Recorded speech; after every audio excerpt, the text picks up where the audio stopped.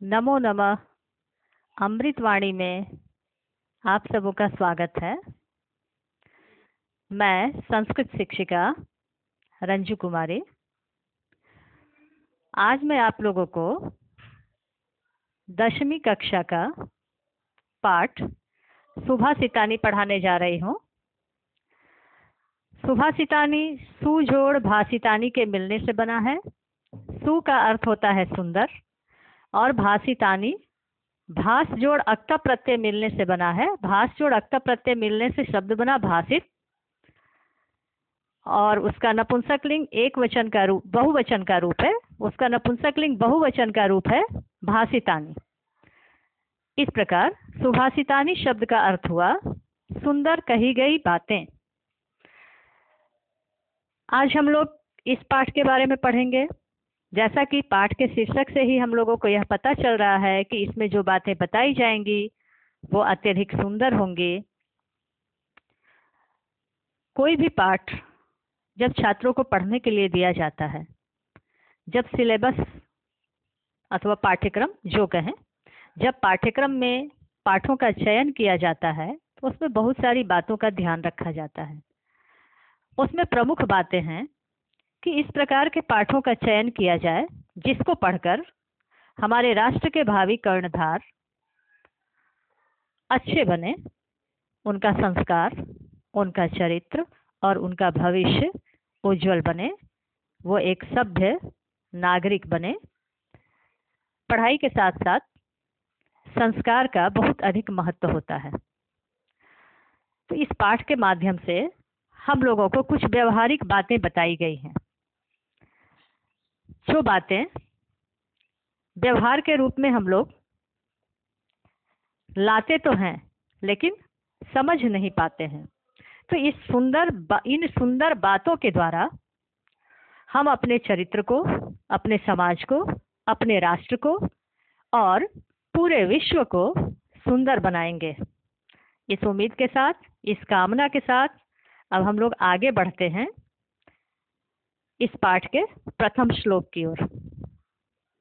प्रथम श्लोक है, ध्यान से सुनेंगे इसका उच्चारण।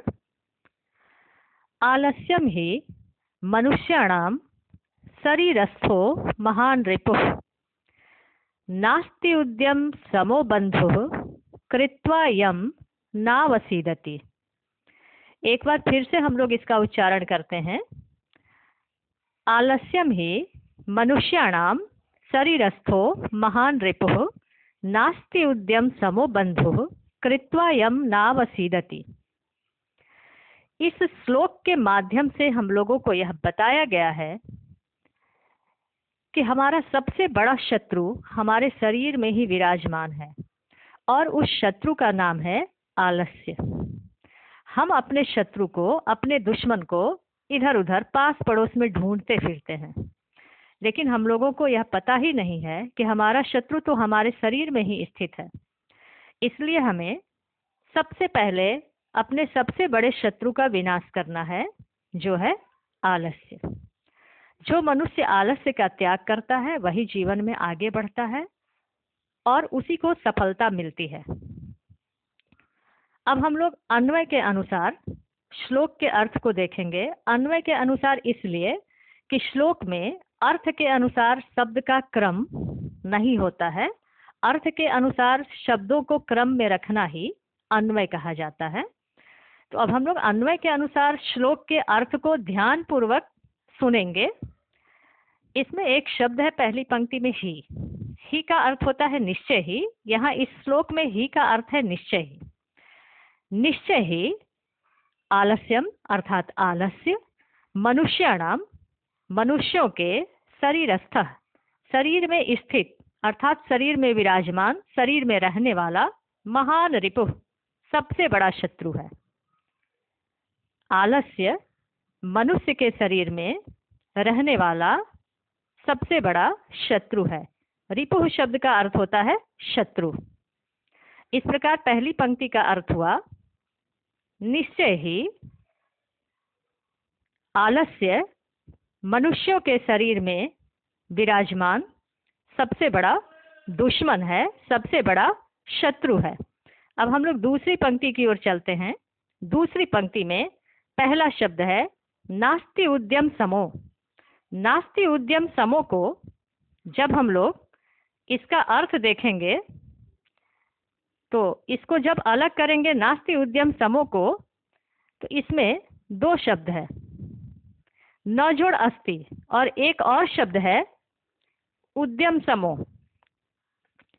तो न जोड़ अस्ति जोड़ उद्यम समा, न जोड़ अस्ति जोड़ उद्यम समा। न का अर्थ होता है नहीं, अस्ति का अर्थ होता है, और उद्यम समः का अर्थ होता है उद्यमेन समः, अर्थात परिश्रम के जैसा। उद्यम समः बंधु न अस्ति, परिश्रम के जैसा कोई बंधु नहीं है। बंधु अर्थात मित्र, भाई या स्वजन जो कहें। मनुष्य का सबसे बड़ा मित्र उद्यम होता है। उद्यम शब्द का अर्थ होता है परिश्रम। मनुष्य के जीवन में सबसे अधिक महत्व परिश्रम का होता है। जो मनुष्य जितना अधिक परिश्रमी होता है वह उतना ही आगे बढ़ता है। इसलिए इसमें कहा गया है कि उद्यम समो बंधु न अस्ति। उद्यम समो को जब हम लोग अन्वय में लेकर चलेंगे तो समो में जो ओकार है उसका विसर्ग हो जाएगा, क्योंकि यहाँ संधि के नियम से विसर्ग का ओकार बन गया है। तो उद्यम समः हो जाएगा। न जोड़ अस्ति जोड़ उद्यम समः, अर्थात उद्यम के समान बंधु नहीं है, मित्र नहीं है। यम कृत्वा, यम अर्थात जिसको, अर्थात उद्यम को, कृत्वा अर्थात करके, न अवसीदति, न जोड़ अवसीदति मिलकर बना नावसीदति, अर्थात यम कृत्वा अर्थात परिश्रमम कृत्वा, परिश्रम को करके, उद्यम को करके, न अवसीदति मनुष्य दुखी नहीं होता है। अवसीदति शब्द का अर्थ है दुखी होना। पहली पंक्ति में एक शब्द है शरीरस्थो। जब उसको हम लोग अलग लेंगे, श्लोक से जब अलग ले जाएंगे तो थ में जो ओकार है उसका विसर्ग बन जाएगा और शब्द बन जाएगा शरीरस्थ। शरीरस्थ का समास विग्रह है शरीरे स्थितः, अर्थात शरीर में विराजमान, शरीर में स्थित। नीचे वाली पंक्ति में एक शब्द है उद्यम समो। उद्यम समः हो जाएगा यह। जैसे ही श्लोक से हम लोग इसको अलग निकालेंगे संधि विच्छेद होकर यह उद्यम समः बन जाएगा। और उद्यम समः में तृतीय तत्पुरुष समास है, इसका विग्रह होगा उद्यमेन समः। शरीरस्था में सप्तमी तत्पुरुष समास है शरीरे स्थितः, और उद्यम समः में तृतीय तत्पुरुष समास है उद्यमेन समः। इस प्रकार से श्लोक का अर्थ हुआ। संपूर्ण श्लोक का अर्थ हम लोग एक बार समझते हैं। ही अर्थात निश्चय ही, आलस्यम आलस्य, मनुष्याणाम मनुष्यों के, शरीरस्थ शरीर में स्थित, महान रिपु अर्थात बड़ा शत्रु है, सबसे बड़ा शत्रु। रिपु अर्थात शत्रु। उद्यम समः बंधु न अस्ति, परिश्रम के जैसा मित्र नहीं है। यम कृत्वा जिसको करके, अर्थात परिश्रम को करके, न अवसीदति अर्थात मनुष्य दुखी न भवति, मनुष्य दुखी नहीं होता है।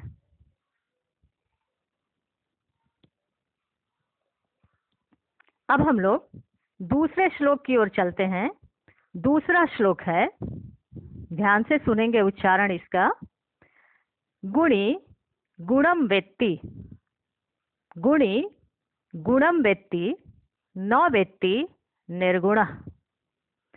बलि बलम वेत्ति, न वेत्ति निर्बलः। पिको वसन्तस्य गुणम न वायसः, करी च सिंहस्य बलम न मूसकः। इस श्लोक के माध्यम से हम लोगों को बताया गया है कि जिस व्यक्ति में गुण होता है वही व्यक्ति गुण के महत्व को जानता है। जिस व्यक्ति में गुण नहीं होता है वह व्यक्ति गुण के महत्व को नहीं जानता है। इसलिए अपने गुण का अगर प्रदर्शन करना है, अपनी शक्ति का अगर प्रदर्शन करना है, अपने बल का अगर प्रदर्शन करना है, तो वो प्रदर्शन हमारा मूर्खों के सामने नहीं, बल्कि गुण का प्रदर्शन किसी गुणवान व्यक्ति के सामने होना चाहिए। बल का प्रदर्शन किसी बलवान व्यक्ति के सामने होना चाहिए, शक्ति का प्रदर्शन किसी शक्तिशाली व्यक्ति के सामने होना चाहिए। इसी बात को इस श्लोक के माध्यम से बड़े ही सुंदर ढंग से बताया गया है। ध्यानपूर्वक सुनेंगे आप लोग। गुणी अर्थात गुणवान। गुणी शब्द का अर्थ है गुणवान अर्थात गुण वाला। वेत्ति शब्द का अर्थ होता है जानाति। वेत्ति अर्थात जानाति।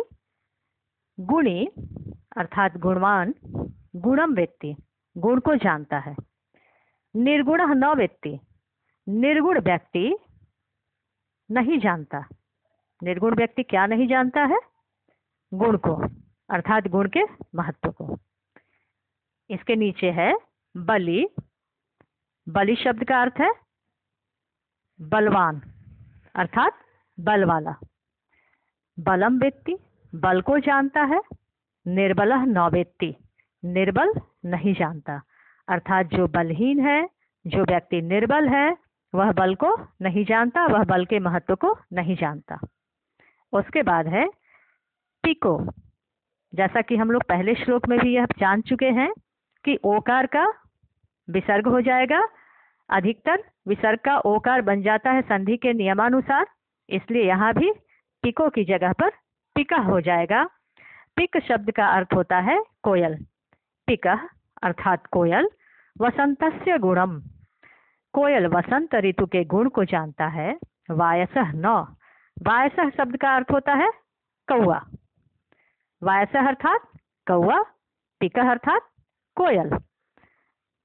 पिकः अर्थात कोयल वसंतस्य गुणम, वसंत के गुण को जानता है। और वायसः अर्थात कौआ न, नहीं जानता। फिर उसके नीचे हम लोग चलते हैं। करी शब्द का अर्थ होता है हाथी। करी अर्थात हाथी। सिंहस्य बलम, हाथी सिंह के बल को जानता है। हाथी को यह पता होता है कि सिंह कितना बलशाली होता है। मूषकः न, मूषक को अर्थात चूहे को सिंह के बल के बारे में कोई जानकारी नहीं होती है। एक बार हम लोग पुनः इस श्लोक को दोहराते हैं। गुणी गुणम वेत्ति, गुणवान गुण को जानता है। निर्गुण न वेत्ति, निर्गुण नहीं जानता है। बलि बलम वेत्ति, बल वाला बल को जानता है। निर्बल न वेत्ति, जो निर्बल होता है वह बल को नहीं जानता है। पिकः वसंतस्य गुणम, कोयल वसंत के गुण को जानता है। वायसः न, कौआ नहीं जानता है। करी सिंहस्य बलम, करी च सिंहस्य बलम, और हाथी सिंह के बल को। मूषकः न, चूहा नहीं। अर्थात जो क्षमतावान व्यक्ति होते हैं उन्हीं के पास क्षमता को परखने की शक्ति होती है, परखने की दृष्टि होती है।